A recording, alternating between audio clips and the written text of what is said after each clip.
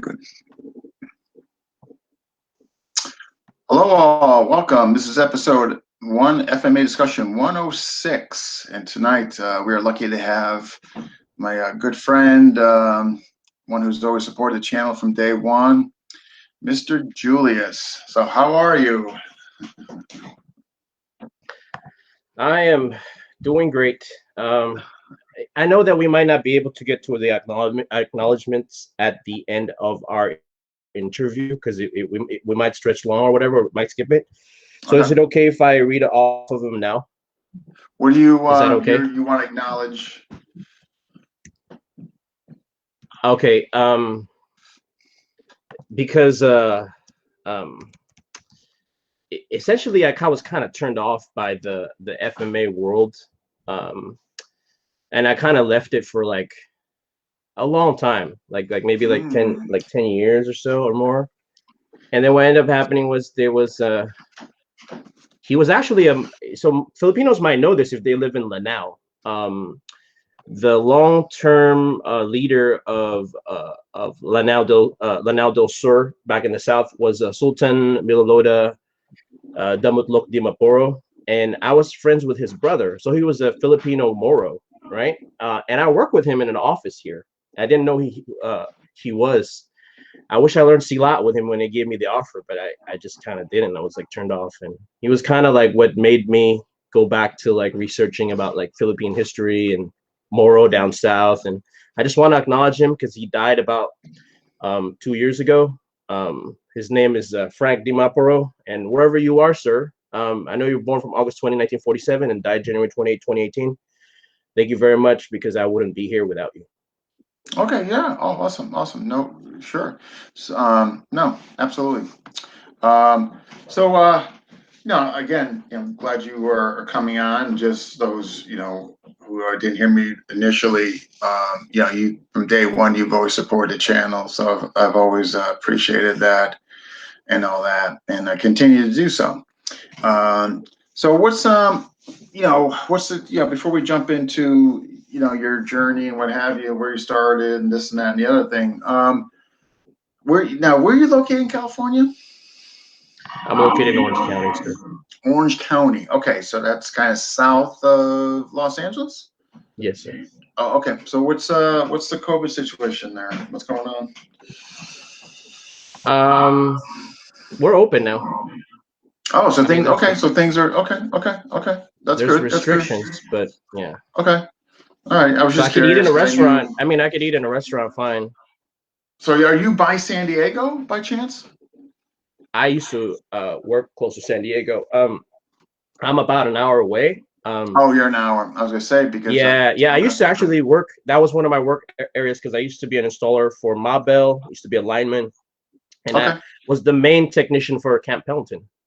Oh wow. Okay, so it's like North San Diego, Oceanside. Yeah. Okay. All right. So let's just jump into it. We're gonna get into when you left the Philippines, when you came over here, and the whole 9 yards. So let's start your first exposure at FMA. Let's hear it. So my first exposure, actually, I trained with my dad's uncle because I was adopted by him because my parents were here in the United States sending money. And you know how it is. So it's either your grandparents adopt you, like become your legal guardian, or it was someone in the family or like some other grandparent. And in that sense, it was my my grandma's brother, my dad's side. And I learned from him, and his is kind of odd because I learned the famous, I guess it's based off, it's so similar. The first book of Filipino martial arts, which was by Placido Yambao, right? And it was very similar to that. And then he showed me his system, which is the stick he was using was very long. It was like more than 36. For FMA, that's kind of low. 36 inches, almost like Dos Manos. I mean, yeah. Yeah. Like, but he could do it with one hand. Like, you know what I mean? And it was like being on the lighter end. Yeah. It's like 36, 38 around there, kind of close to 4. But it's almost like a Dos Manos thing, right? Yeah. And then it's a misnomer because people think that the style in Malolos, Bulacan, in that province, in that town is. So that was the seat of the the Philippine government when they broke away from Spain, and then that fought the Americans. That's kind of like our Philadelphia, like Philadelphia here. Oh, no kidding. Okay, And so that's yeah, interesting. yeah. So like the Philippine the Constitution is the first like democratic constitution written in Asia. The first constitutional republic in Asia, which was like in 1898. Interesting. And so we've been very patriotic because like basically that was the seat of the government and the seat of like fighting the Spaniards and the Americans. And then so I learned other styles there. So it's not just one style in that area. If you go to places that have like a very underbrush, very like, you know, have a lot of growth and bushes, and the styles are different. Like if you go to like the farm areas, like you could tell it's not as influenced by European stuff. Is that maybe due to the farmer kind of aspect? I think it's due to the foliage. The foliage, like the cutting, having the cut. Right. And then the ground is slick because there's always mud, you know? So low stances, I'm guessing. Right. Yeah. And then very wide. And then the other thing is a lot of them are not educated. They're not part of the Ilustrado class or the Illuminati class.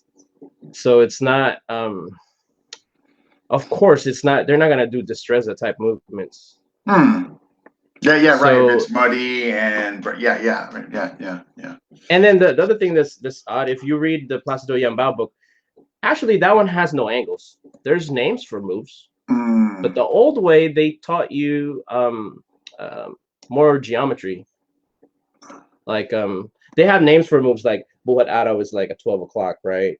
Okay. But there's no like a 1, 2, 3, 4. Right, I noticed that like the old system. Yeah. But the main thing is like they consider this a Batangueño style from Batangas, but I actually saw this in Bulacan too. They have one. Are you familiar with Zorro? You're familiar with Zorro, right? Oh yeah. How it started with like pulp novels back in the turn of the century. They printed in magazines and then accumulated to a book, right? You know how Zorro writes a Z? Yeah. So I'm gonna do it from your perspective, right? Yeah.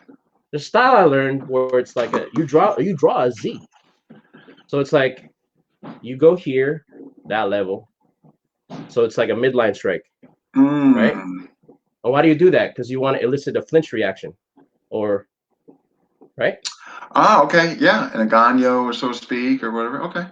Then you turn the wrist. You don't bring it back. Like you go here, you turn your wrist, and then you right. Okay. Yeah, I see where you're going. I see where you're going. Yeah. And how you finish the Z is basically you're gonna chop their leg. So hence the little kind of curl. Okay.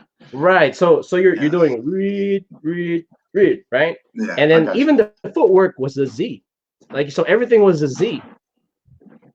Every shape was a Z. Cutting. And then okay. So I guess the deeper secrets of that system is it's not just a Z.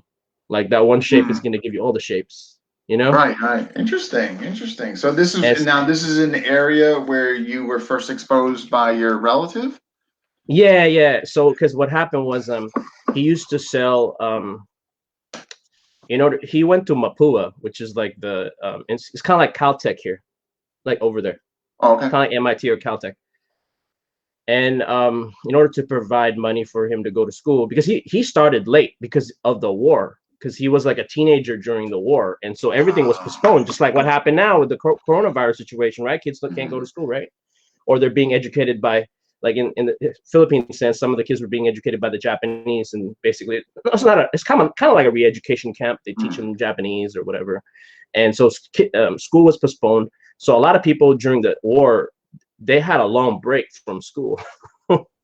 So when they came back, it's just like, man, they're like kind of 4 years behind or whatever.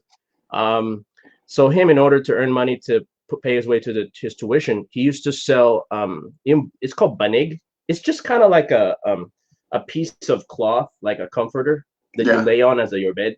It's really thin. It's kind of like that. You just lay it down the floor, okay, so that you don't get dirt on yourself, right? All right.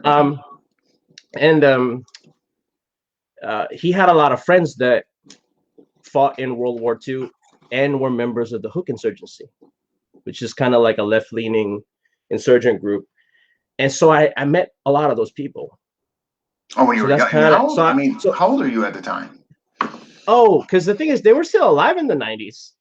A lot of them were still alive in the 90s. They're old. They're like in their Yeah, but I 70s, mean, with 60s, or 70s. respects to you, though, I mean, you're young, right? Oh, I mean, today? Yeah, I'm 36. no, This but is my back 36. then, with the time frame that you're Oh, speaking yeah, of. I was like 7 years old. Yeah, yeah, yeah. Oh, okay, Yeah, I was about 7 years old when I started. okay. And yeah. So it was just kind of thing where like I was exposed to that. And then the crazy thing was where my mom was from is that it was also a hotbed of like Eskrima or Arnis people because she lives in a place called Batangas, is a province in Batangas, and they were kind of like out of the organized government in the north, the ones that basically broke away from Spain and created fought the Spanish, and then fought the Americans, right? That town where she was from, the province where she was from, it was one of the last units to ever surrender. There's a famous general in the Philippines called Malvar, like that's his last name. My grandfather was basically like a student of his son's because he didn't surrender until like I think like 19 something, because like it was like a when did Marvar die? Um, he died in 1911. So the war, Emilio Aguinaldo was captured in like 1901, and then so he surrendered a year later, um, because he just was tired of like seeing his people get killed. Yeah. So it's like 1901, 1902. So it was like the last general to surrender there. And so his sons, they still know the old ways, so they still kind of train in the old stuff. And my grandfather learned from them. So this is kind of like hidden stuff. Like you're not really supposed to talk about it. So I don't want to get in trouble in our region. Hopefully I don't get shot when I come home. That'd be But about on your head. no, I mean life is cheap in the Philippines, man. I'm just kidding. No, yeah. So like he learned. He showed me some stuff, and what I found really odd is my mom's side of the family. He didn't teach his other grandkids. That really perplexed me because when I came home in 2018, I'm like, hey man, did grandpa show you this stuff? And then they were like, no. Huh. They don't know. It's really odd like that in families, like where they only give it. Maybe they see a persona in a kid, like or maybe they see potential or oh yeah, either they like, see potential or like I can't teach this. It's too much of a hothead. You know what I mean? That kind of thing. Yeah, like if your temperament, they see maybe your temperament is off, or you know what I mean? Yeah, that could be. Yeah, huh.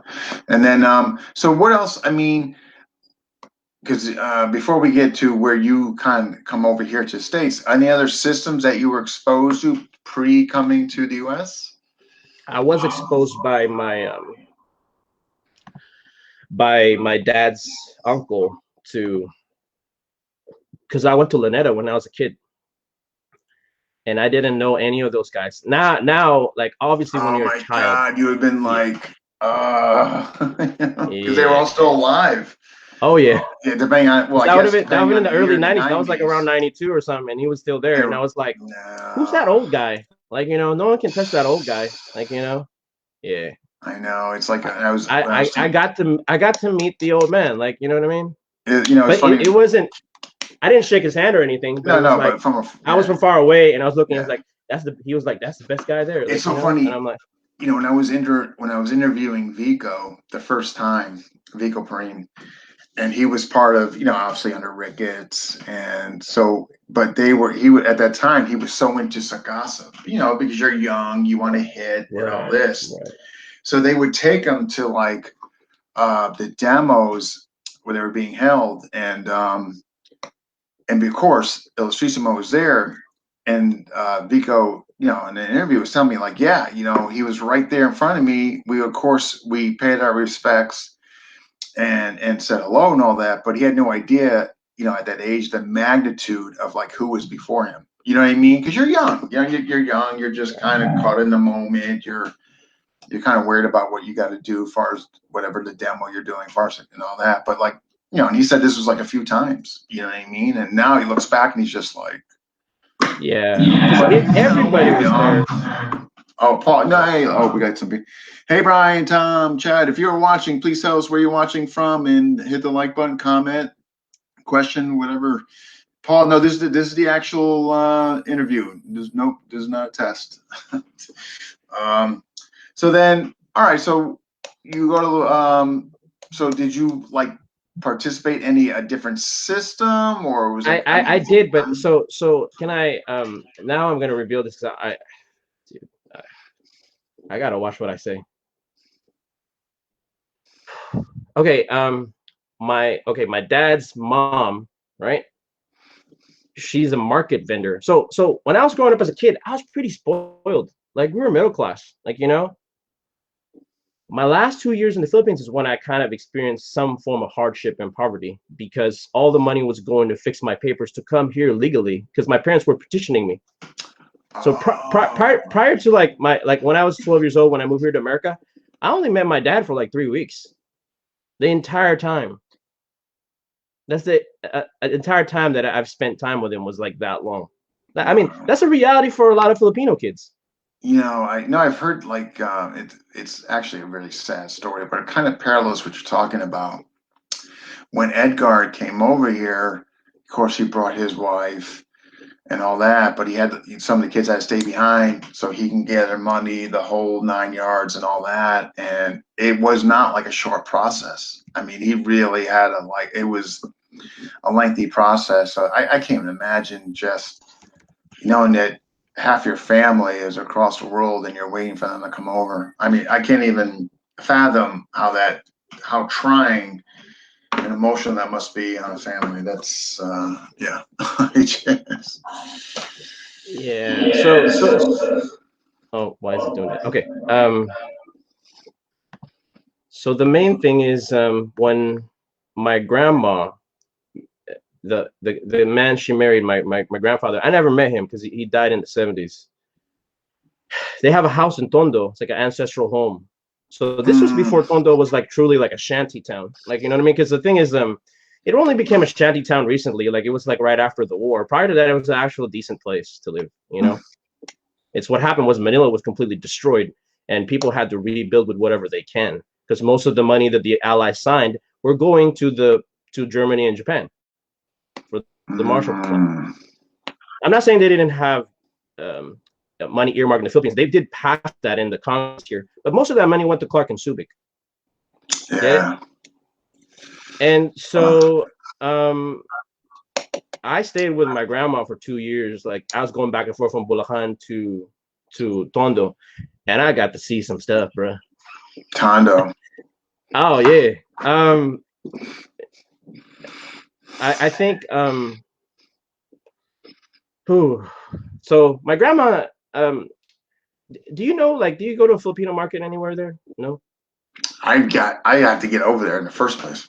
let alone go no, I mean, like, is there a Filipino market in Connecticut anywhere? Yeah. No, we definitely, they call them like, there'll be like, outdoor markets. Matter of fact, when I went to Dallas to see Vico, there was like a market and they're selling stuff out there. It was actually really nice. So I have some idea of them, Yeah, so when you go to kind of like the seasoning section, there's a brand called Mamacita. It's kind of like Heinz here. Like, you know what I mean? Like Mamacita. Heinz. Yeah, Mamacita, yeah. My grandmother was very close friends with her and was her sweet banana dealer. Like, like basically the ingredients that she uses, a lot of them come from my grandma. She's like one of her vendors. So it was like trucks worth a load. Like, so it's almost like my grandma was a supplier for Heinz or whatever. You know what I mean? So she was kind of living decently, like, kind of semi-decent. Like she's living in Tondo because it's cheap. She didn't have to pay any kind of rent because they own the house. She just got used to it because that was her husband's home. But they're in a section called Asuncion, which is right by the market. Like it's right before you go to the pier, there's a market. So it's like right at the opening of that. And that place is tied to a gang called Batang City Jail. Okay. It's an actual gang in the Philippines, right? So I tell people, if there's some nerd in UP, someone has to do some kind of BS like dissertation about, instead of just doing FMA, you know what else should be included in FMA? Is like ghetto Filipino boy FMA. Like FMA you see in like the prison system. Like, you know what I mean? Like assassination tactics FMA. Not necessarily FMA that comes from like your grandpa or like some kind of. So I send you a link. Is there a way for you to show the viewers that? I just saw it, and I'm going to. Let me think here how I would. Yeah, yeah. It's gonna take. I'm gonna have to go to YouTube, but it can Yeah, be done. no problem. So Yeah. while you're doing that, I'm gonna answer these people's questions. Yeah, but let's here. I just want to hold just one thing. Why don't you go into the Tondo question? What do you? Okay, you know what? I mean, go ahead. I mean, what are the three things you could apply right in your daily life? Yeah. So okay. So I'm gonna answer the Tondo. So I'm from Ascension. So I know I grew up with all those stories of like Ashon Salonga and Manila Boy, Golden Boy, what all those stuff. What all this? Apply right away. Oh, never hesitate, attack. Those are the three. That's yeah, because I've actually used my FMA. What is the right thing to do if the tambay asks you to take a drink with them, especially in Tondo? Don't. Don't. Bahama pagkatawa. Bahama pagka. Yeah, you might.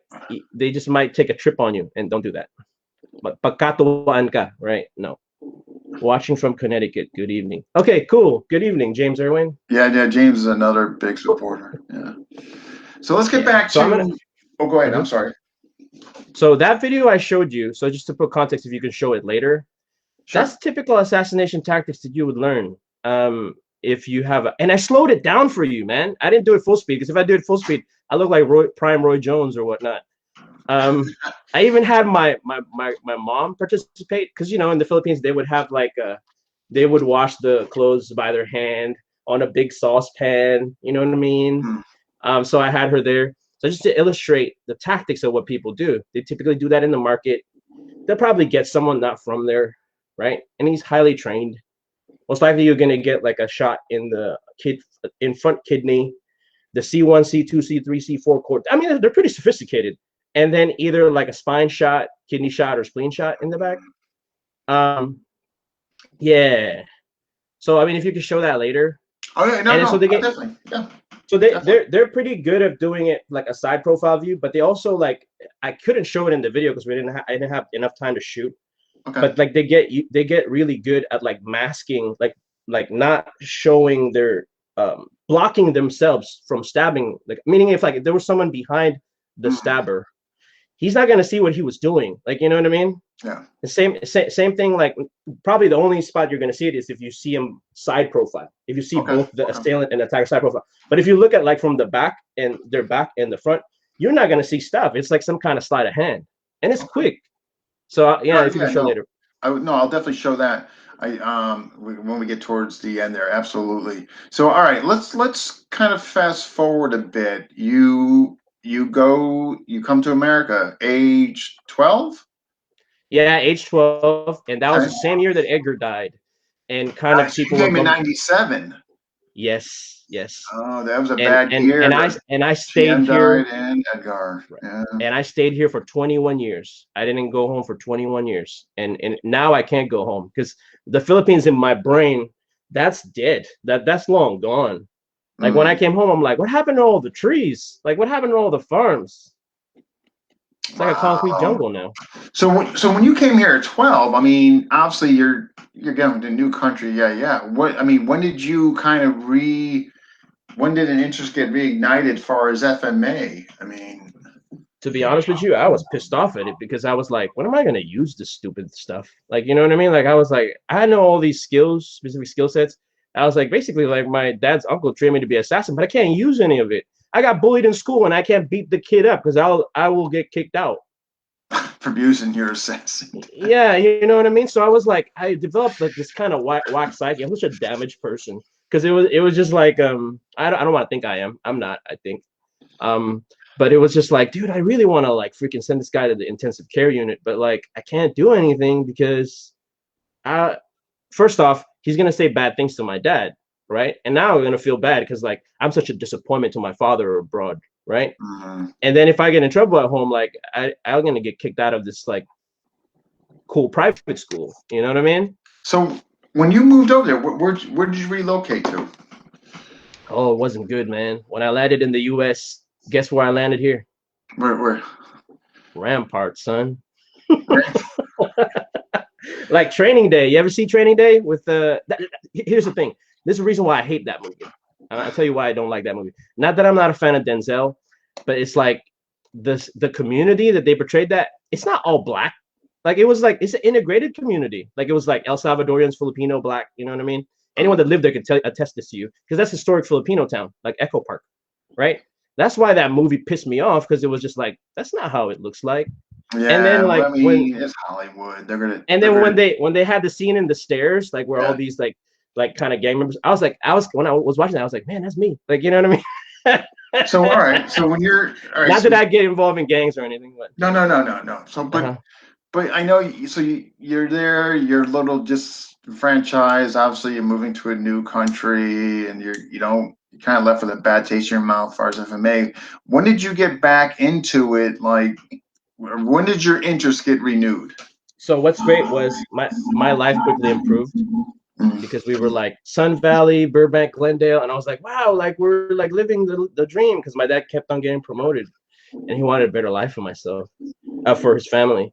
And then he moved to Orange County when I finished like this is where I started high school.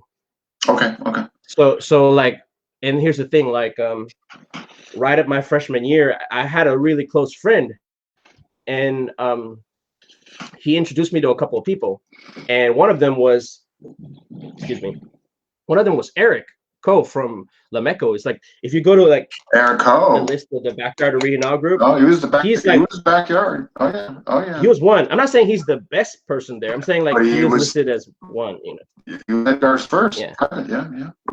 He was Edgar's first student. Yeah, and then he introduced me to this guy Ner, which was Edgar's compadre. And what it was that's his dad. And I'm close to him. He's my homeboy. I'm trying to get him away from gang violence, because oddly enough, even though we live in such a great area right next to Irvine, I don't know what it is. You know, maybe it's like trouble. The trouble follows some people around, or vice versa.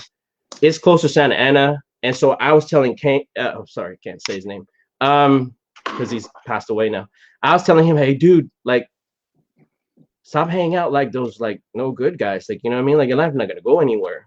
And sadly, he did pass away from that kind of activity a couple years. So I don't want to really talk about that, but I don't think it's necessarily all his fault too, because I heard what happened, like, you know, from his girlfriend, and then the police report, and his brother. So before I was kind of blaming him, but now, like, because you find out all the details like 15 years later, I'm like, oh no, never mind. Yeah. Like, you know what I mean? It was more complicated than that. So unfortunate. But he introduced me to his dad, and then I was like, huh, like this is like kind of the stuff I was like seeing in Luneta, like, you know what I mean? Because I only saw that stuff because my dad's uncle has some friend there that he was visiting, and then we were like, oh, that's like the Lameco style, you know what I mean? Like some people were kind of doing that stuff, and then so like I learned that, and then I learned and I was like, when I learned Ner's movements, that guy, Mr. Rodicia, I was like, this kind of remind me of like the old people back home. Like I was just like, this is kind of like the sacred geometry stuff, like the proto Katipunan stuff that they were doing. This is basically like maybe. Oh, he's from Laguna. Basically, I mean, Laguna. Style though, like, was he? I mean, what style did he learn from him? I mean, what was he teaching? It's from his family. It's from his region, and it's completely blade based. So I mean, even like even the movements, like when you we use a garrote. So it's like I don't know where my garrote is. Can't find it anywhere. But it's like a stick that has a flat. Oh, the flat. I mean? Yeah. Okay. Yeah. The flat. Oh, it's right here. Still like this. Okay. Yeah. I think it was. Right. I was like, man. Yeah, it's really cool. He learned from his family, because his family is kind of a prominent family right in Louisiana. Because the way it works, most people know now, because they're coming out now, finally coming out of the shadows, very similar to De Campo. In Laguna, there's the famous style Paite, right? And then there's also one from Santa Cruz, Pambuan, right? And so there's another. So those are Santa Cruz is Pambuan, Paite is like Gatpuno, a bit Baet. And then Louisiana would be like several families, but the most prominent of them would be, Riotica. Okay. And the thing is, oddly enough, so just giving me away, please, nobody threaten my life or whatever. They're all kind of used to war with each other. Oh, within the small area they live. Because the thing is like, yeah, because the thing is that's the reason why I get called Tulisan. Because some of them really were Tulisan. Some of them were bandits. Like it's like a land pirate. Oh. Yeah. The best translation of Tulisan would be like a sharp, because Tulis means like a sharp edge, right? And then it's synonymous for people who are like Robin Hood type bandits or like pirates, but like inland. They don't have a ship. They're like, like, you know what I mean? Like steal, they're gonna get your food stocks, like, you know what I mean? The band, I know, but so you had to learn stuff to defend against them. So they were kind of like warring. The Tulisan bandits, it's like So it's like that's like a big aspect. So that whole province, so if you think of this province, like the towns are like lined up like this, like they all kind of rival each other. They all kind of, so their styles are like kind of meant to like clash against one another, and they're very like long range, and it's really defense oriented, but not through blocking. It's defense oriented by getting the combat measure.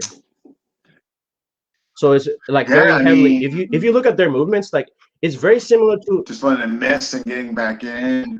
It's very similar to a 16. Right.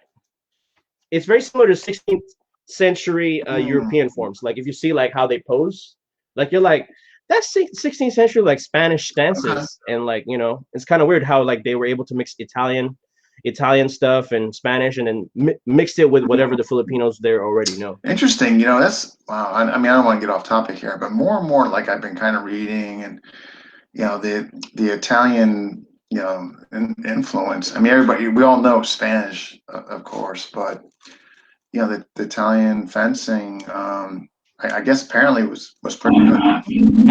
Can I address Novus Gladius? Okay, that's actually, you said Raul, so it sounds like you guys might have been in town together. Yeah. So Novus. If you remember Aling Alice, that's my grandma.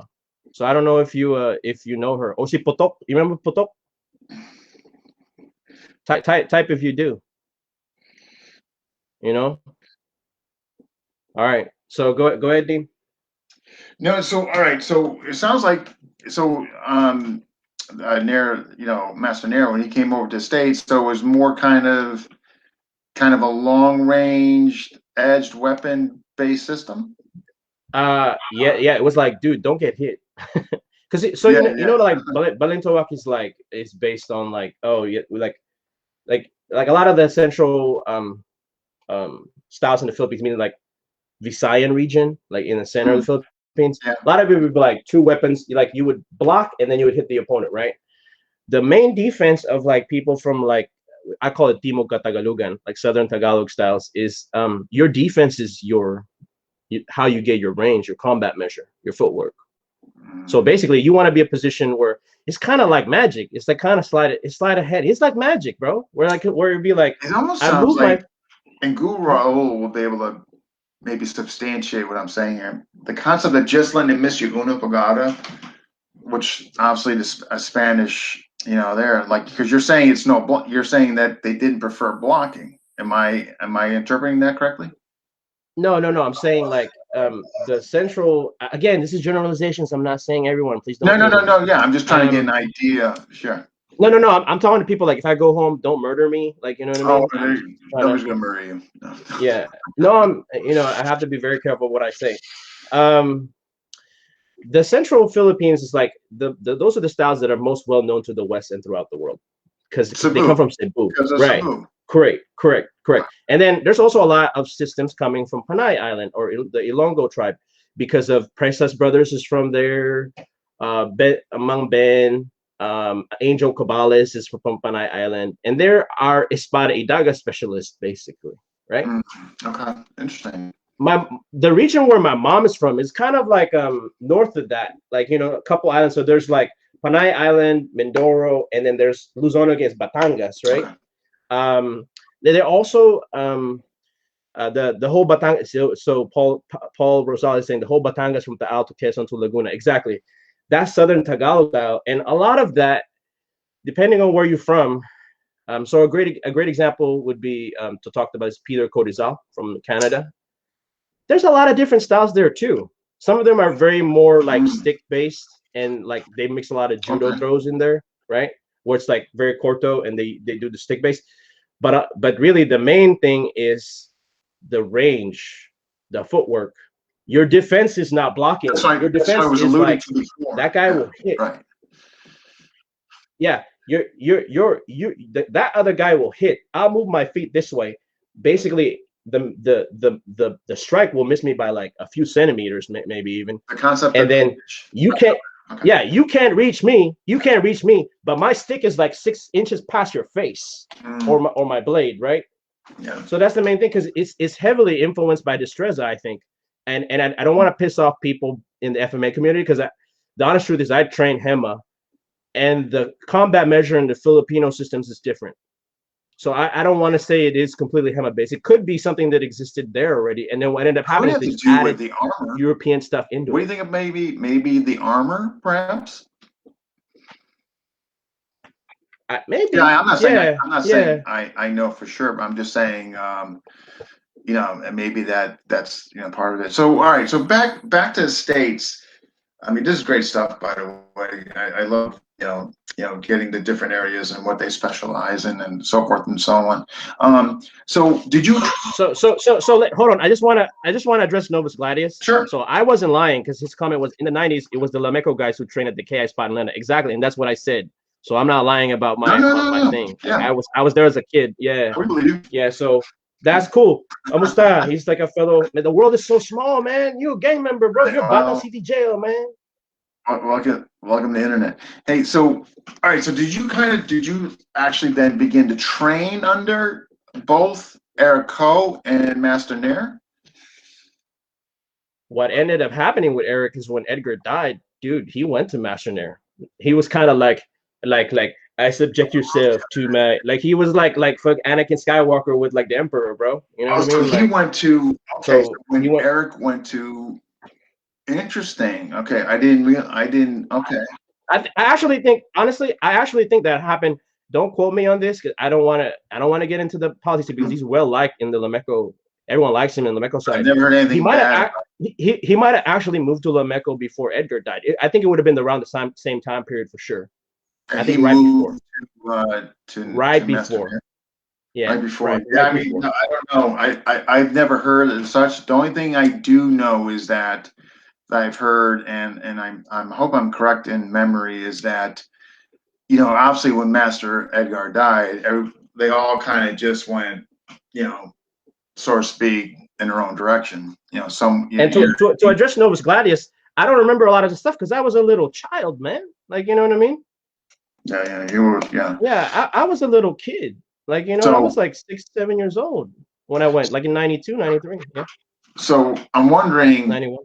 If Eric, because I guess what I'm alluding to is that I remember reading something how he kind of got like lost in the shuffle, like nobody knew where he went, because a lot of the guys were still noted and counted for because they went to KI. Exactly. A lot of them went to Master Ricketts. Some of them kind of formed their own thing, like Guru Roger, Guru Felix, but a lot of them, like Dino Flores, Cousin Choi, a lot of them went to KI and really spent time there and all that. So I'm wondering, maybe that's why he got kind of lost, maybe because he didn't go to, like the KI or the more infamous or well-known system at the time. Interesting though. So when he came to there, you guys were kind of students together? Dude, he was way more advanced than me. Like, you know what I mean? That's a lot of Yeah, but there's a you're, lot I of mean, but I guess what I'm saying, in a kind of the classroom setting, both together. no, no. Well, I mean, obviously he's my master, right? I mean, Ner No, no, is, no, I'm but talking about Eric Ho. yeah, he's also ranked in that system. So he's also because we're not allowed to teach. Like, you know what I mean? We just have family. That's it. It's just our clan. Well, all right, well, let's tell us about Yeah. the, let's hear about the system. Like, Mhm. what did he teach? What did he stress? Was there a numbering system? It it it it was just like very similar to Laguna. Like, you know, like best I could describe it is don't get hit, and it's your footwork that gets you out of position where you can hit that. That's the best I could describe. Here's the thing, I can't really show it to you. It's best if you see it live. It's best if you're like in front of me, and then we'll No, no, no, spar. I'm not Like asking you to show. I you'll just do wanted, KI or Burton Richardson or Lamecco, and I'll use it against you. Like we'll spar with like a foam stick with, you know what I mean, and we'll find out who has a better combat I do measure, it, you or me. man. All right, Julius, how much you weigh? Oh, dude, I'm heavy. I'm 250 now. All right, I just lost 10 pounds because I've been on a cardio, kick butt, weightlifting, all that. So, man, I'm gonna give you a run, man. I'm just telling you, man. Don't, man. I might be older. I might be older than you, man, but don't. Oh, dude, I know. Because how heavy are you, Dean? You're about 6 foot, right? You're about 6 foot. 6 foot, but I was 210, and I'm down to 200, and it just So how about this? Because I'm a short guy. I'm only Hmm? 5'7", so I'm like a roly poly oly now. But I'll cut to 200, so we're the same weight. How about that? You're Man, Muhammad Ali. I'll be Joe Frazier. How about I was that? gonna say I'm gonna beat that jab is going to be in your grill. I love it. I love it. I love it. Now, obviously, of course, I'm just kidding. I don't want this to get misconstrued, but let's hear about. I mean, like, I know you can't show us, but to the best of your ability, just for the viewers who are watching that might want to just kind of get a taste of like what that system about. I mean, did you have a system name? I guess let's start there. Oh yeah. This is open source, so I could reveal it. Because a kind of famous screamador in Texas is Grantios Tuos Ruby, right? I'm pronouncing it Ruby, wrong. Yeah, in El Joanne, Paso, right? Yeah, right? yeah. Knows her well. The name of the system originally is actually Panlaban sa Tulisan, Laban Tulisan Eskrima, Panlaban sa Tulisan Eskrima from Louisiana, Laguna. The Filipinos love long names like that, right?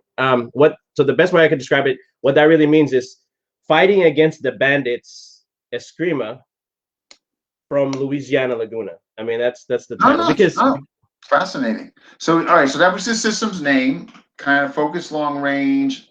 Not much emphasis on blocking. More on evasion, countering. How am I doing so far?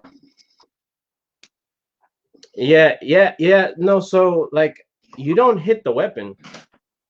Like, dude, they're snipers, man. Like so I best I could describe it's just like some kind of Yoda stuff that I saw. Like, I mean, like so like all the strikes is like from like here, center mass, and like here. So that Yeah. you don't hit the stick. Like you never hit the stick because the reasoning is like we're using a garrote, right? Just to simulate a blade. And if I why is it doing that? Why is my camera all off? Yeah, There we go. so if you clash with like another blade, you ruin your blade. Yeah. You're going edge to You edge. understand? Sure. Cause so what you want to do is like to chop their entire arm off or like get them to the weak spot of their skull or blind them or like chop their leg out. Mm. And the best I could describe it is like the kind of craziest stuff that I ever saw was like when I was introduced to him the first time, I already know FMA. I thought I did. So I was like, hey, can you show me? Like, you teach me. Like, I was like Anakin Skywalker. I'd be like, Alex, subject to your teachings, master. Like, you know what I'm saying? And then, because I heard how badass he was. And then, like, it was like, I move. And it's not a joke, man. I use like a stick, but it's not a rattan. I had a kamagon, like the heavy one. So it's even thinner, but it's heavier, right? Bro, he hit the tip and it like went like this in my hand. And so I was like, hey man, this guy just like, that's lucky. Like, you know what I mean? Like, this is like lucky shit. Like, you know what I mean? Just trying to show me how accurate he was or whatever. Yeah, wow. And I went again, and then he backhanded, he abanicoed it. I was just like, what the, you know what I mean? And then I went like this to try to like a buet arrow. Dude, he thrust on the butt of the stick, but not this stick, like actual cylinder. Right, yeah. And I was like my jaw was just like this. No, that's interesting, especially the aspect of Abanico. Did he use it for recovery? I guess. The thing is, I haven't had contact with him. I haven't had contact with him in years. I heard he passed away. You know, so no, I'm just more or less just curious. One of the best thing was ever shown me by Abanico is using it for recovery, and all that. But here, let me just get a quick hello to some people that I might have missed. And we got obviously Guru. Brian's joined us. Jeremy, sell tickets for that live Zoom spar. Yeah, we could probably make some money. We got Guru Tom. Guru Roger just jumped in. Vaughn, Kavan. Okay. AK. And let me just make Guru Paul. Oh, and Paolo. Hey.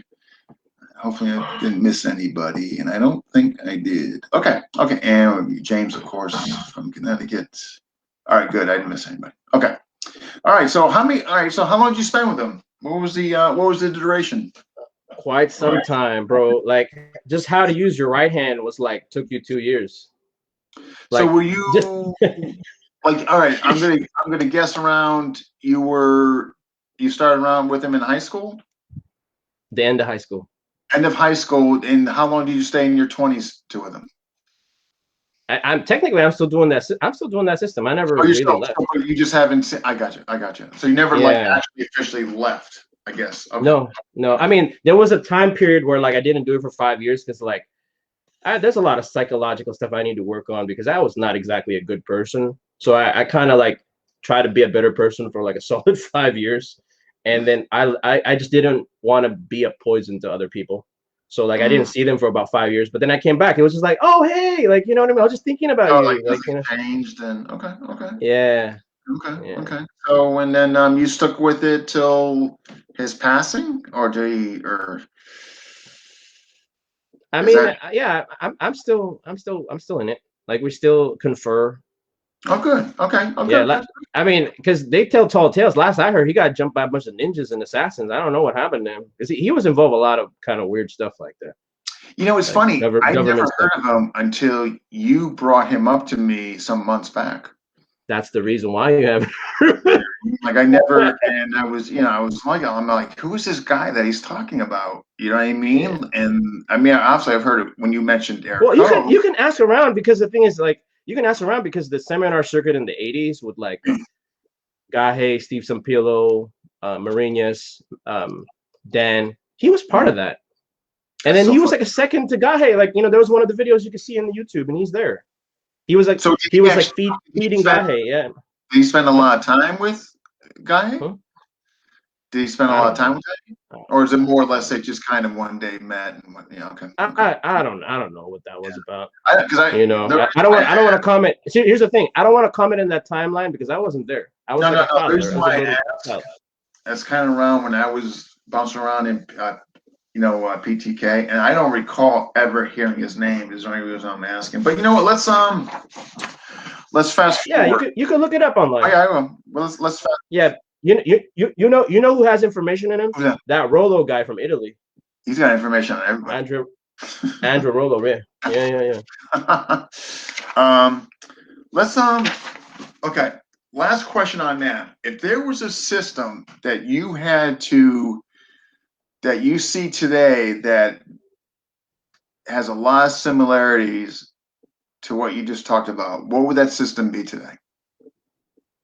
Honestly, doesn't have to be exactly, just off the top of your head. There really isn't anything. Like, because the thing is, this is just from my theory. It was meant to counteract the Paete and Santa Cruz style. Like that was how it was created. You know how kind of like in Cebu, Doce Powers and Balintawak are natural foils for each other?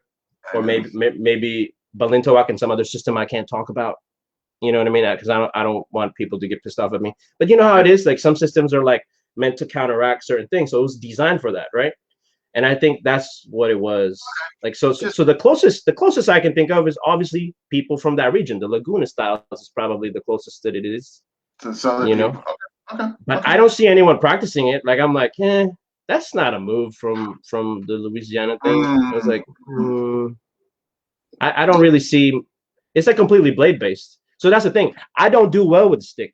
Like, so when someone asked me, like, "Are you a stick fighter?" Like, I was like, "Dude, like, I totally get killed." Like, and if I get like this close, like clash, it's odd because like I have wrestling background. I wrestled in high school. I wrestled for like a semester in college, right? A quarter in college. I have boxing. I did MMA training, but I don't know how to fight like up here. So like if I had like a Balinto Waxtalis, I'd be like, dude, I'm dead. Like, I'm not good at that clinch range. Actually, You know what I mean? I actually love the clinch. Yeah, you know No, what I so mean. that's what you're gonna use on me. Oh, it's gonna be coming under a roof. I'm gonna overhook. I'm actually gonna tell you what I'm gonna do to you. I'm gonna overhook your arm, pivot to the side, and beat on your ankles. Thrust. I'm just kidding. I can't think of any style out right now that No, actually I'm just looks kidding. I'm just even remotely similar. That's the closest though. That's the closest, kidding. Laguna. Fair enough. Those Fair enough. Laguna styles. That's good enough. That's good enough. All right, you've been around. Obviously, we're gonna kind of shift gears here To because you boxing? kind of been around some prolific boxing trainers. Right. How and why did that come about? I just wanted to get back in shape. So, but if you So wanted to get in shape, how'd you run into Freddie Roach? well, I actually have boxing experience in the Philippines because the town that we're from, the one I grew Filipinos up. don't box. Just Yeah. kidding. So no. So let me explain. So I'm gonna give a little bit of history here. The guy who trained me obviously was my dad's uncle. That town that he was from, Santo Tomas, San Pablo, Malolos, Bulacan. That town was known to be a hotbed of boxing in the Philippines, and you're gonna love it because I'm gonna give you boxing history right now. Perfect. That town is where Sonny Padilla is from. Like the family of Sonny. Sonny Padilla is most known for the referee of Thrilla in Manila, right? Um, Okay. and here's the thing, I didn't know he that. didn't become. Let me explain. He didn't become popular anymore in the '90s, and let me explain why. Mhm. Every time he would have a prolific fight, people would get damaged. He refereed what Duran versus Leonard. He refereed what Mm. Duran versus Hearns. All his stuff is like wars, and let me explain why it was like that. He didn't like it when you cut people in the back of the head to fight in the clinch range. He wanted like all action all the time. And the reason why he is like that as a ref is because he comes from a very prominent boxing family in the Philippines. He Interesting. himself was a national champion, and he had a very active style, very like all action style, like Joe Frazier. So he hates people that like cup in the back of the head to tire the fighter. You know what I mean? So he was like, Oh, okay. enough of that, and like let's go fight it. So the true component of what made Thriller in Manila, the other thing that people don't talk about, what made it so exciting, was Sonny, because Sonny didn't allow Ali to cup Frazier in the head and use that particular tactic. Mm. Sonny Padilla, so that family became a very prominent family of actors because what they would do is after they would be like a champion in boxing, they would go to acting, right? Their grandfather, the patriarch of the family, his so I know the town's history very well and all the clans there and the families. The patriarch of that family traces his lineage back from Toledo and I forgot the other town in Spain. I can't think of Toledo and some other place. But it was like you could see it in their footwork. Their footwork is based on destreza. It's based on Spanish fencing, Oh, and neat. so they became really good. Like his whole family, like his uncle was a national champion. There's two Olympians that went there. Like his uncle went to the 1932 and 36 Olympics. He didn't win a medal, but like they were really good. So the town that I'm from, ever since I was a kid, it was known for like, well, everyone knows how to fight over here. Everyone knows combat judo or that's what we call it, combat judo or boxing. So you didn't want to mess with anyone. Like you're either gonna get stabbed or you're gonna get knocked out Pacquiao style. Like you know what I Pac-Man. mean?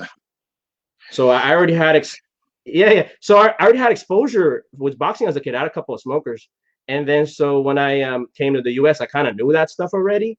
And then so I landed in Freddie Roach right at before the peak of Pacquiao, right when he was What peaking. So his peak period, you in my opinion, is like can you just tell us around your age and year this happened? it was my early 20s. Okay, okay, all right. My early 20s. Yeah, my early 20s was like that's when Pacquiao was peaking from like Mm, that 2007 2009 period. You know what I mm. mean? Yeah, Wow. So then yeah. you want to go? All right. So I mean, so did you actually like? I'm assuming it was obviously a meet and greet, but did you actually go to train there as well and what have you? Oh yeah, I got close to him. Whatchamacallit, I'm actually way closer to his brother, so I want to address him here if he ever watches this interview. I want to say hi to Pepper. I know he's struggling for the last couple of years because he suffered a stroke. So Pepper, more power to you and live a long life. Okay, good luck with your family. You raised really good kids. I was trained by his brother, and actually, to me, the best trainer there was maybe I would say he's a part of Freddie, was Freddie Morgan, Kevin Morgan. Kevin Morgan knew a lot about the old style of boxing here in the U.S., like the old way, like from like the 50s and even back into the even back the real golden age was really the 20s, the 1910s and the 20s with no, I know up till yeah. So I know. So I'll tell you this without getting too political in here. The three greatest fighters that I ever saw, style-wise, I'm not saying like athleticism, is not Pacquiao. Like in the I would say like stylistically, like meaning like boxing knowledge. The three best that I saw was Rigondeaux, right? James Toney, and Linares, the guy that what's his name, Vasily Lomachenko beat. Because I saw all three of them in their prime, and it was like I know, but what Lomachenko did to Rigondeaux, Lomachenko made him look like an amateur. Lomachenko, you mean Lomachenko. So then, when you were in there and all that, you're training all that. The one kind of parallel or return back to FMA. How did that help you and give you a better understanding or enhance your FMA empty hand? Well, I understand now what works and what doesn't, because like obviously in a sparring, in a boxing contest, the tip of the fist, and this is like average, it's not a fast fighter. It's like that's going at like 80 some miles per hour straight at your face. Like, you know what I mean? With the someone that's like shoulder width away from you, right? It made me realize how much Pacquiao's movements are FMA based. That's one thing. Like the split entry, where he would go like this, split entry, right? Interesting. And there's like a setup. I mean, like the reason why he would brace you like this, he would throw like a jab. So Roach, his style, the reason why Marquez and Pacquiao are perfect foils with each other is because they're both counter punchers. And then the other thing is their styles are very similar. The way that the Roach would throw like a jab that would teach him, like the Eddie Futch way, they don't want you to turn your fist like this. It's kind of like the same as Natural Burstein. It's just straight lead, like kind of like in JKD. Because you're trying to break the peekaboo. The guard, okay. Right. Split the guard, yeah.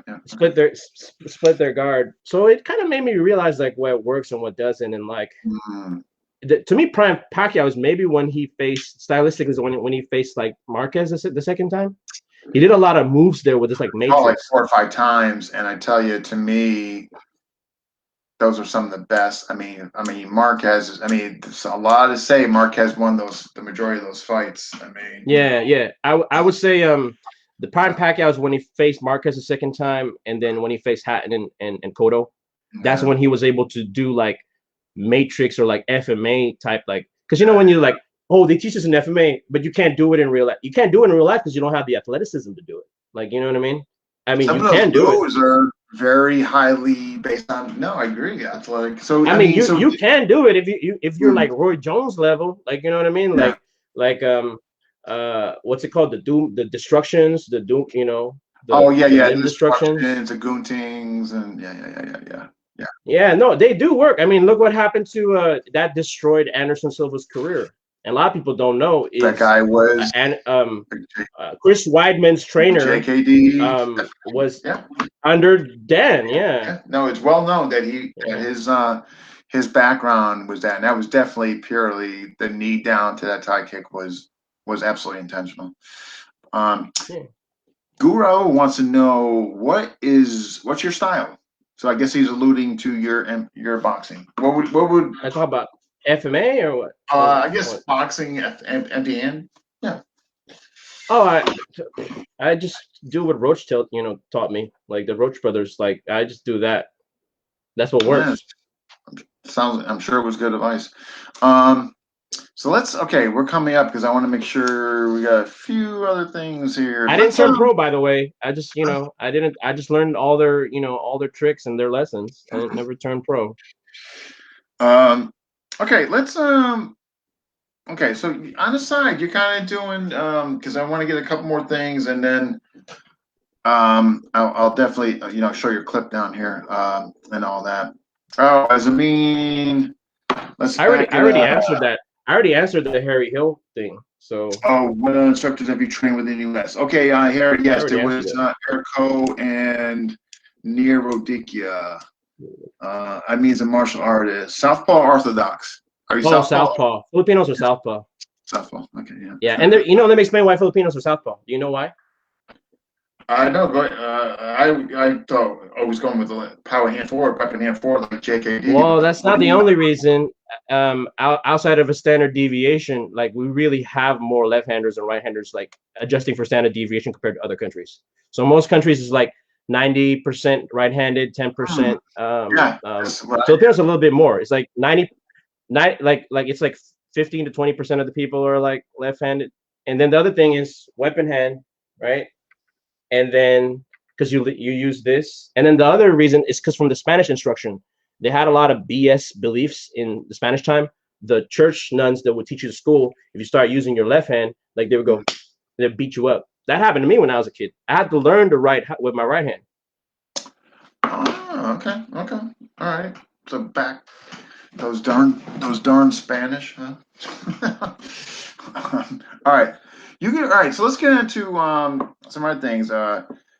You're you. I'm trying to tie two things into one here. So excuse the delay here. Oh, You've interviewed some people and all that, and it sounds like you do it kind of to, I guess, perpetuate your own understanding, further your own insight, and as far as more information for yourself and knowledge and all that. Is that fair to say? Some of the people that you've kind of reached out to. yeah, so let me just tell people, I'm not here to sell DVDs or anything like that. Why? Because I actually have a job. Like look, I'm not criticizing if this is your means of employment. Okay, not criticizing you, FMA instructors out there. I'm just saying, like, I just want to get this out there. I'm not doing this for profit because the thing is, like, I actually have like a 9 to 5. Um, I'm doing this because it's cultural preservation. Really, I mean, because I'm Filipino, and really, that's really the only thing that we can say to the world that yeah, there's some Hema in it in other styles. Some are like almost completely like Hema based, like you know what I mean, or like influence. But like, it's really one thing in our culture. Felipe Hocano was right about this, that we could say is ours, that we made it, like because like Chinese came, Indians, whatever, the Aita black natives were practicing, the Malays came, the Spanish came, the Americans, like, so it was kind of like a gumbo, like a paella of sorts. And Yeah. like FMA is like, ours, like, you know what I mean? Like, this is one thing that we can say, like, like, yeah, like, this is, we don't have no pyramids, like, you know what I mean? But we have the way of the blade, in Palau, that's what we're known. We're known as the people of the edge, or people of the blade, Wow. So like our neighbors in the that Pacific. sucks. I won't have any reasons to mock your DVD. He's just kidding. um, so in addition to that, like obviously cultivating more knowledge for yourself, and becoming And more I'm involved. writing books. I'm writing books. That's the other thing. Oh, good on you. All right, and Yeah. becoming more enlightened in your culture and your background in the martial arts and all that. By virtue, doing some interviews with these people, I guess we can break the ice now. Is that folks that are watching, and that's at some point I'll also further this with an announcement that Julius will be doing interviews time to time for me, and sometimes will be jumping in with me. We'll both sometimes co-host people and all that. Can I acknowledge to my other trainers besides non-FMA? Is that okay? Yeah, let me just finish up here. Yeah, yeah. Yeah, yeah. But Julius will buy your books, though. I Oh mean, yeah, I'm yeah. sorry, Guru will buy your books, though. So yeah, so again, I'll give more info on that background and all that. So just so when you guys saw him doing the test run with GM Renee, I'm sure some of you might have already figured it out then. But yeah, so and some people that I can't interview or do this scheduling, what have you. Julius has been kind enough to offer his services. So he'll sometimes be hosting the show. He'll be using my platform, and again, sometimes both of us will interview like two people and what have you. So yeah, so good stuff. And I was gonna tell you, Dean, if we blow up like the Joe Rogan podcast, give me about 5 to 10% of this, bro. Yeah, yes. If by some miracle, by some far way out there miracle, that yeah. yeah. So I'm gonna say this out. Dean is high console, like in Ben-Hur. I don't know if you ever saw that movie. And since he's Italian, I'm his consigliere. You know what I mean? Because Filipinos also operate by the padrino system, and Filipinos and Italians would know this, the Godfather system. So he's like the Godfather. He's like high console. I'm not even second console. I'm his consigliere. You know? Yeah. Yes, if we want to use the five family system of reference, I would go with the Gambinos, probably the most powerful. Absolutely. Brother, I'm getting way off track here. So, all right, let's go with future projects, because I want to get. I mean, I know you got some people you want to mention. We got a clip down below to show you. What do you got going? Like, as far as your, like I said, you interview some people. What's some of your future stuff coming up? Future goals. So I'm actually writing what I. Yeah, so hopefully it's out by this year. It's tough because it's hard to do it when you have a regular job of 40 to 60 hours. But I'm writing 2 books, one about ultra marathons. So I need to lose that weight because, believe it or not, with my fat ass 250 self, I used to run ultras just very recently. I mean, I've become a roly-poly-oly now. So I'm writing one on how to prepare yourself to run an ultra in 60 days, which sounds insane, but you can. As long as you're not like 300 pounds or whatever. I've done that. Put your mind to it. You set a goal. Yeah, of course you can. Absolutely. Yeah. You could do it in less than 2 months for sure. And then so I'm writing one because I find that a lot of people are getting hurt when they're doing. They are, because they don't know how to train properly for it. Forget about it. No, yeah. Like they're like, technically you can train to how to run one in like less than about 30 to 40 days or whatever. It's just I hope you see that through for more reasons. Yeah, because a lot of people are getting hurt. They're like dying of a heart attack. They're blowing out because they're not training properly. Then so I'm doing that. And then I'm doing a follow-up to Mark B. Wiley's Filipino martial culture. I'm not going to call it the same. It's going to be my version. There's a lot of stuff that came out within the last 30 years, so I'll update that. Oh, good on you. Oh, that's wow. That's incredible. Oh, I hope I hope you see that through. Sincerely. Dude, I'm at 300 pages now. I mean, it might be like a 500 page. Oh, wow.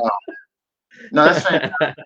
Really. Yeah. It should, you should do that. That's fantastic. Yeah. But I'm not going to call it that because the thing is, that's Mark B. Wiley's title. And I don't want to step on his shoes. You know what I mean? Obviously, you can come up with something else. I mean, yeah. Right.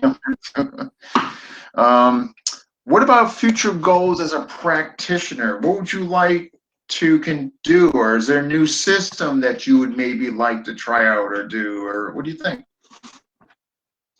Well, the initial thing is my first goal is actually to lose this weight. And so that's one. That's one. And then run another ultra soon, like maybe in the next 2 months. And my thing is my personal goal. I really want to be an archivist and document like really old forgotten systems in the Philippines. There's a lot in like Southern Tagalog that like people think it's dead in a lot of these places. Because let me explain. There's a lot of provinces in the Philippines that used to be a hotbed of like garode, so like flat stick or like bolo men, right? So Cagayan, Quezon, Batangas, Rizal, Bulacan, in Pampanga, and they all died. What we mean by died is like we're not sharing it. Like, you know what I mean? Like, it's not out in public. There's an actual culture. There's an actual culture before, and now what's happening is like it's your grandfather, and they might teach like one kid, and then eventually it will die. Now you don't have an heir. Yeah, so eventually it will die. But what I'm saying is it's kept very hidden. And if we can find a way to be an archivist to this, that's the first thing I'm gonna do. I'm saving up money so when I come to Philippines, I can stay there for about like 6 months or whatnot, and just like catalog these places that are known to be hotbeds of that culture back in the day. Yeah. That's awesome. I hope you get to do that, and you'll be doing the community such as service and all that. What about systems though? Like if you wanted to get back into like the learning curve, let's say, you know what I mean? You want to become a student again. What, is there a system out there that I'm still, oh yeah, I have a white belt mentality. So I need to close the gap on getting good at that clinch range. So anything that is impact tool based, like a cylinder based fighting system at the edge, and so I don't get my ass kicked when I fight you. So you know what? It's a balintawak, or I've gotten so many requests. I shouldn't say so many. I don't want to get misconstrued, but I've been asked by 10 people, like, hey, you should do Zoom classes. Hey, you should do Zoom classes. So I think I'm going to do some Zoom classes, and part of it's going to be stick clinch on the ground. I mean, those are just two things I'm mentioning, but it'll be a little of everything. So if that's ever an interest to you, if I actually get on Zoom and I actually try to make this happen, I guess it's not too taxing. I guess it's pretty easy to do. It's just going to be a matter of me sitting in the seat, sitting there without getting distracted, and just signing up. But anyway, I'll keep you in the loop on this. I don't know what Novus Gladius's real name is, but to address, do your non-FMA arts blend well with your FMA? Yes, because that Laguna thing that I was talking, it was so similar. It was just like boxing, like a rumble. Rumble in the Philippines, right? Rumble, like, you know what I mean?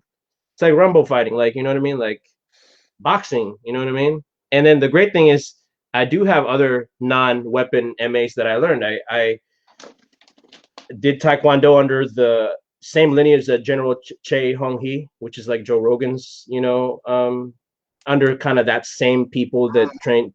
So that's like the old school style where you're trying to destroy someone. Or you can do what Paul says, you can wrestle a cow. Yeah, and I wrestled, and then I did judo, and I learned from the students of Tadashi Hiraoka in UC Riverside. So like my judo is pretty. Oh yeah, and then sure.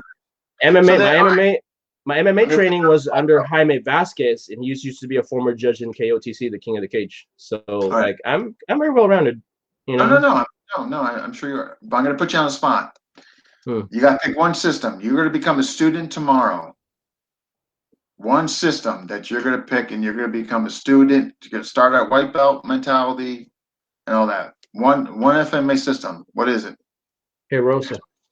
Okay, fair enough. I gotta close that like clinch range. Like, gotta get good at that. So, all right, no, there it is, folks. Hirosa system. All right. We got your future part. Okay, what would you like I know you want to give some more credit to some other people. What changes would you like to see in our community for the better? There's still a lot of the old generational enmities, and that is the reason why I want to talk to Mang Romy, because a lot of that enmities can go as far back as even peacetime. So when we say peacetime, when a certain generation of Filipinos say peacetime, they mean pre-World War II. They don't mean the period after World War II, because that wasn't peaceful either, right? So the enmities that existed like prior to 1941s are actually kind of still there already for some of these older systems.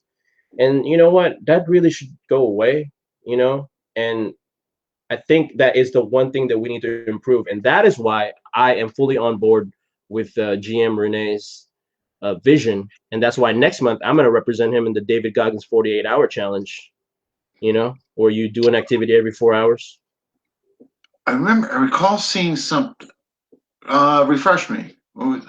So GM Renee is basically one of the helm of that confederation of uniting FMA. There's going to be like 12 main things, and they're kind of like a unifying body for Filipino martial arts throughout the entire planet.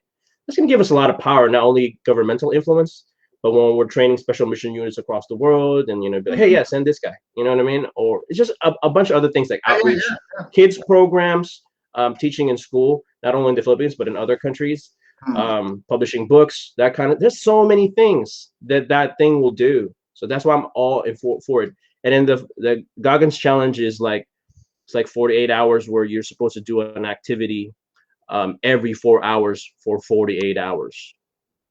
So every 4 hours you do you're a supposed different to have activity. But yeah, but the activity has to the duration of the activity has to be between 45 to 60 minutes, or 45 minutes to an hour. So you could run. So here's the thing. You could adjust it like this. Every 4 hours you run 4 miles, because that was the original challenge. Like every 4 hours you run 4 miles. But what I'm going to do, because Goggins allowed this in this challenge, like 1 hour, I'm going to hit the tire for an hour. 4 hours later, I'm going to run 4 miles. 4 hours after that, I'm going to go do-mog with my sister for 40. I'm going to roll around with her for like 45 minutes or whatever. And then 4 hours after that, I will like do like burpees for 45 minutes. Oh, I got you. Okay, I got you. Okay. No, that's neat. Okay. Yeah, that'd be a neat thing to do if you had somebody living close to you to kind of do it together. That would be neat. No, that sounds. I do recall reading on that. I've seen that post. I do. Anything else, far as like how we can make it a better community for everybody? Any other things that you'd like to see change? Actually, Dean, that's the reason why I support you, because you were asking like, why am I helping you out? Besides like the payout years from now, whenever that happens, that we became JRE podcast of FMA. Besides when that happens, I'll tell you what. The reason why I support you is not only are you the Stephen K. Dowd of the 21st, the later part of the 21st century, but this is moving pictures with sound, right? This is even more powerful than that, because it's actually bringing people that normally wouldn't, like, they'd be like, F you, man. Like, you know what I mean? Like, I don't like your, but the fact that we have now this wonderful thing called FMA discussion, and there's literally thousands of us watching, hundreds at any given time. Like, the videos are getting like 300 hits, Again, each video that my subscribers is going up like a snail. I don't know. Yeah, but that's the thing. So what we need really is, once this pandemic is done, we should do the interaction online now to people that we want to reach out to. Because the honest truth is, back in the old day, the masters got along pretty much.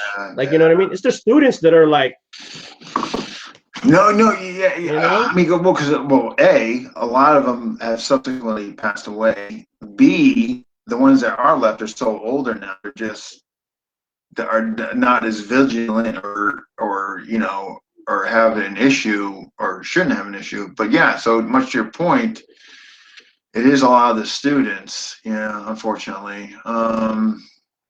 Yeah, I don't know. Yeah, I know. This is why, again, I mean, the reasons why I started, I've done this channel, and my thing is, it's so easy to sit back and complain, but I've always wanted to be part of the solution. So, hopefully, if they can change a few, then work done. You know what I mean? And what really would help out the community, Dean, and this doesn't get the stress enough, because they think that FMA is just this, when in fact it's about community. That's why you train so hard. That's why you train 8 hours in a day. It's because you're supposed to protect your wife and your community. But one thing that needs to be addressed is this, Dean. A lot of these people that know the old way and this knowledge, they're dying in poverty, and that's a shame for our community. So what we need, that's one thing we need to address. I totally agree with you. And maybe we could set up a Patreon page for like some of them, even if we could just put like $1 a month. No, I forget who I was telling. That would help if there's like 300 people. You're so right. I forget who I was telling. Matter of fact, it was very recent, and I basically was stating that, with the growing popularity of the infusement of MMA in the movies and all that, and then you have these old masters that are dying in poverty, like, the Tom Brady's, the Michael Jordans of their respective, art, whatever. To me, it's sinful. It's absolutely sinful. It's it's a crime. You know what I mean? But yeah, I think it's going to take, but what's good? It's going to take us to kind of form that, where globally everybody can kind of chip in and, whatever, wherever the venue is or the means to do it, obviously I'm aboard, you know what I mean? Yeah, but I absolutely, I absolutely, I totally agree with you. It's a sin, absolutely sin because, mass, in other words, like you would never see Tom Brady because of how well he throws a football, just lack of a better comparison right now, that he would even remotely like complete, poverty. I mean, like really? You know what I mean? But yeah. And honestly, what have those people really done for their community? What I'm saying, sure, they give millions to Yeah, I charity or mean, whatever. like they donate, they, Yeah. Okay, fine. charity. But like that old guy probably took out like like a squad of Japanese. You understand what I'm saying? Yeah, it's yeah, I agree. We got here. Dean can interview opposing personalities. Very people can do that. Yeah, there's been a few where I'm just like, you know what I mean? You just, I'm telling you, Dean, you're Oprah and Joe Rogan of FMA, man. You're like yeah, Larry King of you FMA, just got bro. to, stay the course, be objective, and let them have their 50 minutes of fame. And yeah, you might not agree with everything you're saying and all that, but yet you have to give them an opportunity to speak because the thing is, if you're going to do this show or if you're going to highlight FMA, you have to give everybody a chance, and or systems. Maybe you don't like, maybe it's not so much a personality clash. Maybe there's some things they've done or what have you that you weren't really fond of or whatever, but you have to give everybody a chance if you really want to represent the community. You know what I mean? Like JKD is pretty easy. You got Dan Asano lineage, you got Ted Wong lineage. You know what I mean? FMA, well, it's goes without saying, right? Yeah, because you notice that in the Chinese, Japanese, and Korean systems, they really value like the lineage of the man. Because you have to understand, I think the reason why our culture is so different, we're still a war art. And what we really care about is like, okay, I've got that knowledge. This knowledge is now mine. Like, you know what I mean? So yeah, you're gonna be like, really went to the kind of art traditional tournament. You know what I mean? Yeah, I get what you're saying. So I'm trying to make a statement here. Even for people that don't want to get included in the label of like FMA or Philippines, like people in Kalinga, or the moral arts, dude, in Kalinga in the mountain province in the Philippines, they practice headhunting up to the 1930s, man. Like, you know what I mean? Like the early 20th century. So it's like, that's live. That's a live. Yeah, You know what I mean? up in the mountains, there's still some of that stuff going on. You know what I mean? Probably. Yeah. Who knows? Yeah. I don't want to know. Wow. But all right, here. Who do you want to give your shout outs to? Because we're coming up on an hour and a half. Who do you want to say, hey, thank you for such and such? So I really have to thank Frank Dimaporo, right? I have to address also people that I think are such a credit to the community, which is thank you for accepting me here and thanks you for being such stewards. So it's GM Renee, Mang Romy, Mang Tini, Celestino Macachor, and Felipe Bothocano, which I call Combatron because he's always with the shades and like he kind of looks like Combatron, that comics I grew up with in the Philippines. And then obviously people from Louisiana Laguna for showing me, that legacy. Because I'm not gonna say I'm carrying that legacy, but I'm trying to infuse it in my blood. Yeah. And then I want to be forgiven by people in Batangas and Malolos and Tondo if I'm sharing stuff that I'm not supposed to about our history. I'm not talking about FMA. I'm talking about the history. And my dad's uncle Ruben Domingo, which really was my dad. I mean, he was really my father. Like because he adopted me. Like I am with my family now. Like I moved with my parents when I was 12. And of course he's my biological father, but who I really feel is my father is that guy, because he was really my dad. Like he adopted. I was his legal guardian. Like when I was over there. Okay. And I owe him my life. And the sad thing is, I never got to see him again when I left. Oh, when I left. when I came back, he was you know, long buried, and I kind of regret not seeing him again. So I owe him my life. So yeah. I'm sorry, that you weren't able to thank him. No, it's all right. Oh, can we show the video, by the way, before we If leave? you're done with your shouts, all right. So walk us through it. Yeah. So just have it play the first time. I will lower myself, and you can walk us through it. No, just play it the first time, and then I'll explain later, and we'll play the second time. So that's my mom right there. You know, she's volume.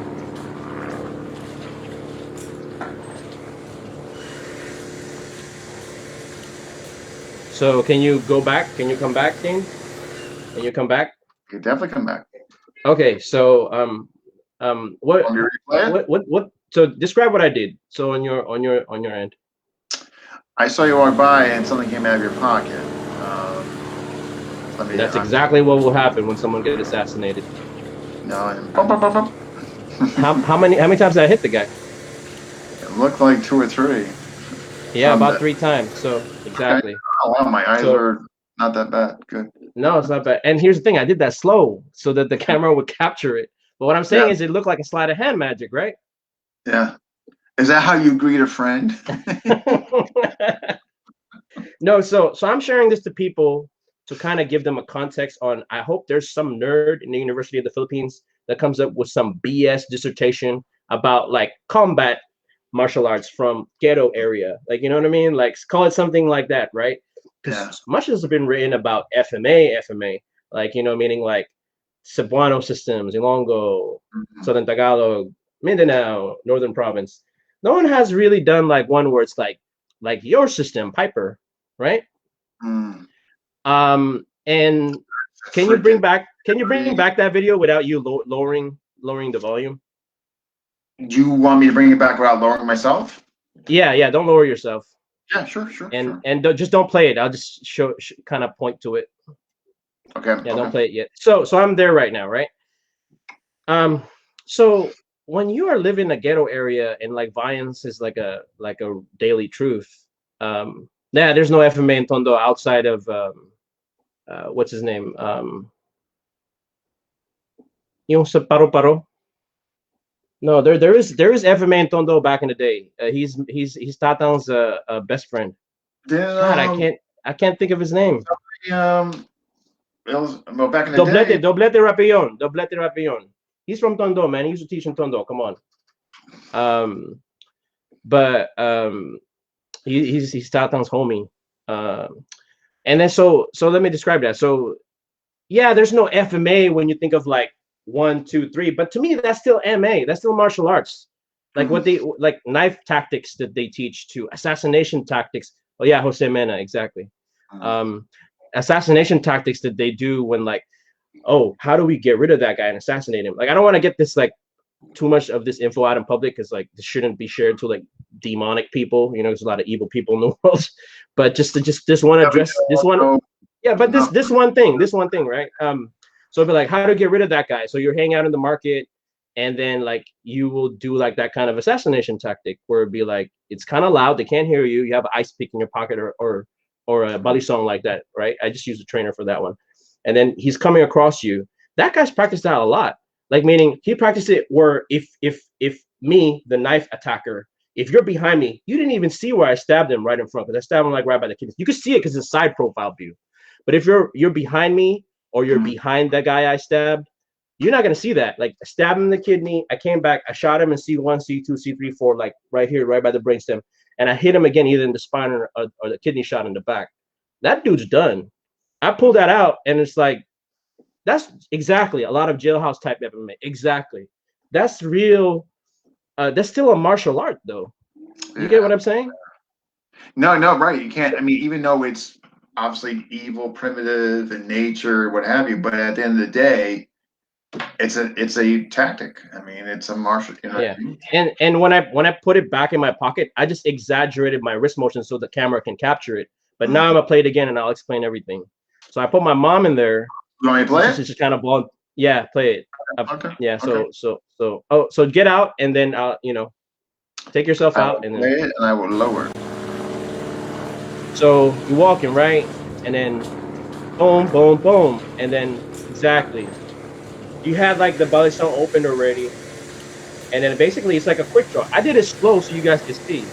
You know, that's like a slowed down one so that like the camera can capture that. But it's just like, you know, it's already open. Boom. It's like a quick draw. It's like line side picture, right? But with a knife. I mean, they're messed up over there, man.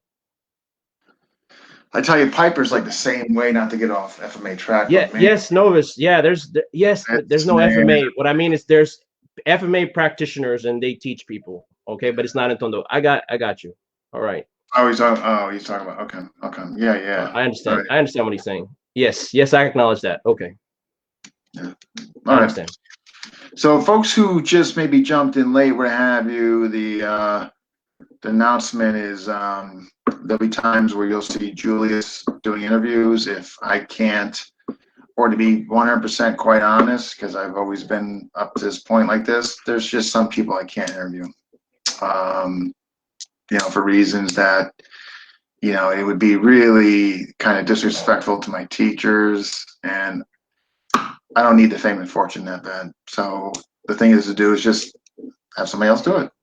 So, and also, obviously there's some scheduling issues, that, maybe I can't do it. So like when I was in Florida for those 2 weeks, I really got behind because the internet down there was so poor, where like if I had Julius, he could have kept the ball going and all that. So there's a few reasons why, I wanted to kind of bring somebody on to help out and all that. So there you have it. If you see Julius, it's because he's supposed to be doing it. So yeah. So we're gonna, obviously talk more like, when he's gonna do it, who he's gonna do it with, and all that. But I figured we just would let everybody know. So, any closing thoughts, Julius? I mean, I really have to like I'm stepping on hot coals and I have to be very careful what I say. So I mean, I just want to say this out loud if people are watching like the end of this video. I don't want to piss anyone from Tondo, Bulacan, Batangas, or Laguna off. So if I'm like stepping out of line, no, here's the thing. If I'm stepping out of line, like, just you could just notify someone, then notify me if we're not friends in social media, or like DM me. So because I don't want to come home and then fucking riding in tandem, oh, sorry, riding in tandem, you know what I mean? Like, you know what I'm saying? That's right. We I can't don't know if you know have what that is. we can't have profanity on here. Do you know what riding in tandem is, Dean? Riding in tandem. Somebody No. explain riding in tandem to Dean. I'm all ear. If there's somebody who wants to explain it to me. Oh, it's like an assassination tactic, man. Like, so it's like someone try to get rid of you, they pay someone off, and it's like a duo. So one guy would be like riding a motorcycle, and there's someone behind him, and that dude's probably got a Uzi or something, or like I don't know, some small. Okay. Yeah. Well, we don't Yeah. your basic drive-by. Yeah, but with a motorcycle. And they're pretty good. They don't spray and pray like the stupid drive-by people here, and they make sure you're dead. You know what I'm saying? Oh, wow. Charming. Yeah. So one drives, you know one hits. Okay, Vaughn, just one drives, one hits. Gotcha. Okay. Yeah, and then they make sure like some of them are pretty quick, man. They got like quick, like I'm talking about like Larry Vickers, like Kyle Lamb level like gun numbers. Like they're quick, like they do like center mass and like headshot. They're pretty dope. Like I was like, man, this is like a special mission unit level numbers, Yeah. Remember though, our show is going to be about promotion of FMA, giving people their 50 minutes of fame. Right. A clean show. This is it. This isn't about us. Yeah. Dean is just introducing me to the world so that when he's not available, I can interview people and I can interview people that he cannot. That's all. And, that's all. No profanity. We don't put anybody down. We avoid politics. Yeah. But all right. So, all right. Closing thoughts for us. Thank you for, we appreciate you coming on. What do you got for us? Closing thoughts. Oh, yeah. Oh, so if you're a fan of like FMA, like the movements, that kind of thing, I check out a show, like a history show called Warrior, because that's more about the Chinese experience in California during the time with the Tongs. But I also want people to check out El Cid. Do you ever see El that? In like, Cid? yeah, El Cid. They remake it, but it's like a TV series. Okay. Okay. Yeah, yeah, that's really cool. And I'm just hoping that Elric makes more FMA movies where he's like a fight coordinator. You know what I'm saying? Okay. Yeah, And yeah. just want to give some people who jumped in late. Hey, Necro Baste, Kavan, Master Mario. Hey, Maestro. No profanities. Yeah, I don't know. That's just yeah. Well, you see, Guru Raul, how I run the group there. You can't be. We gotta keep a clean group, man. It just allows for Clean, clean, better clean. interaction amongst everybody. As a matter of fact, I kicked out 2 people today, Wow. and it won't be surprised. Actually, anybody's watching, it won't be a surprise who they were. Just these 2 very arrogant, and it's kind of sad because the person they're under, I find very like humble. Like I never got a sense of arrogance from him. Really just down to earth. Matter of fact, I interviewed him some time back, and but 2 of his reps, like they were like on the fence. Like there were a couple times, and I was just waiting. And finally today, one of them called a name. The other one was just arrogant, and I'm just like, you know what? Like I don't need this. You know what I mean? Like you're not. I don't care. I don't care like how popular, how many people I got in the group. If you're gonna be a jerk, you're gonna be removed. I just, you know what I mean? And I think, actually, Basta, you definitely know them because you sent me a message regarding one of them. So you definitely know who I'm talking about. Yeah, the pair of them, unfortunately, are gone. Interview, hey, go, Guru I was saying interview. Do you know this gentleman that he's referencing on the bottom? Hmm? Interview style a la for more arts. I don't know who that is. Can you give us a name? I think that's his name. I definitely. Style a la. Style a la. I I think I could be wrong. I I, know I've seen this before. But at any I rate, want to reach out to my Maranao friends and see if if there's anyone living here that we could interview for. You know well, what that's what I I'm saying? mean. We're have to be in touch just so we can get you like your connections maybe down there to get people that you can do and all that. But we're all saying he's on Facebook, so I definitely know I've heard All that name. right. That definitely sounds. That's his Facebook name. Okay, that makes sense. Okay, but yeah, that's Okay. somebody. Okay. Okay. But we'll be in touch. You know what I mean? I appreciate you coming on. Happy birthday, by the way. Thank you, sir. And I didn't drink. Typically, I only drink in 2 days out of the year, which is my dad's birthday and my birthday, which is today. So. Oh, well, then you got plenty to I, drink about. You were on the show. You did a test run with GM Renee. It's your birthday. and then I got to interview him tomorrow, so I had to wake up at 4 o'clock in the morning Oh, here. you have I got to to. sleep some. That's right. You today was a test run, so that's 107 is tomorrow morning. So, folks, And episode 107. I'll re advertise the flyer again. Episode 107 is tomorrow morning. With GM Renee. yeah, So so I will tell you, Dean. I apologize for it being such an odd hour like that, but literally that's the only time he has for like the next you know weeks, what? If it works and for him, that's the only time that works for him. that's fine. You know what it So is? Worst case worst. For those who can't see, that's why we put it on YouTube, and they can go there and check it out. So, worst case, you know what I mean? thank you, sir. Thank you. And All Novus, right. shout out, homie. I didn't know we're from the same. And Vaughn from Bulacan, we're from the same province. And Antukin Yeah, in Vaughn's AK. Batangas. That's my AK. Yeah, AK. yeah. Vaughn Bautista, how you doing, bro? Um, Masuka, Santor, Baliwag. all Take right, care. my brother. So, okay. So good luck tomorrow morning, and I'll try checking out and all that. But good luck to you. I'm sure you'll do great. And when you get done with it, what I'll do is I'll take it from there and put it on YouTube. Thank you. Take care. Okay. All right, man. All right, folks. Yes, tomorrow morning is GM Renee. He'll be interviewing. Apparently, the only time he can get with them is at that time. So if you can't catch it, it'll be on YouTube. You know, I'm sure I'll have it on there by 11 o'clock in the morning for those who you know, weren't able to catch it.